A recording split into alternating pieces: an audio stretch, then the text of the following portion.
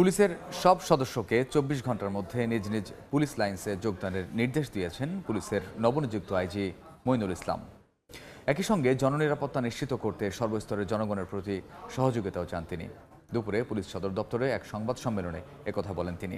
Bangladesh police আপনি জানেন যে সর্বদা জনগণের জানমালের নিরাপত্তা নিশ্চিত করতে নিরলসভাবে কাজ করছে।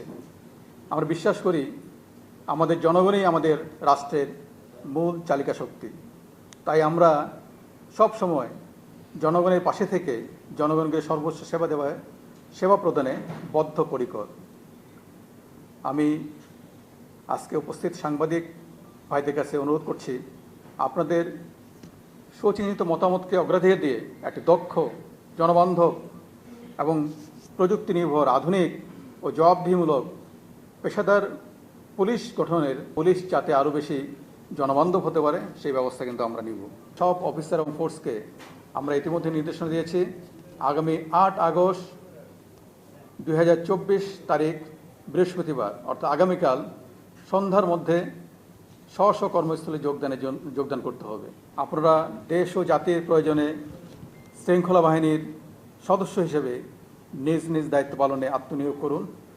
আপনাদের জীবনমানের উন্নয়ন এবং সার্বিক কল্যাণ নিশ্চিতকরণে আমরা সকল ধরনের ব্যবস্থা গ্রহণ করব ইনশাআল্লাহ।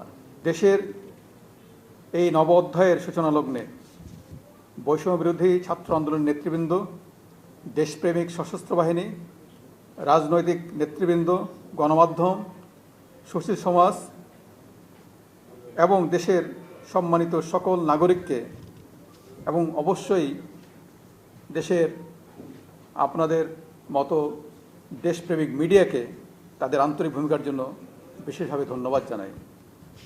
আমি বাংলাদেশ পুলিশের আইজিপি হিসেবে আমাদের পেশাগত দায়িত্ব পালনে সকলের আন্তরিক সহযোগিতা কামনা করছি।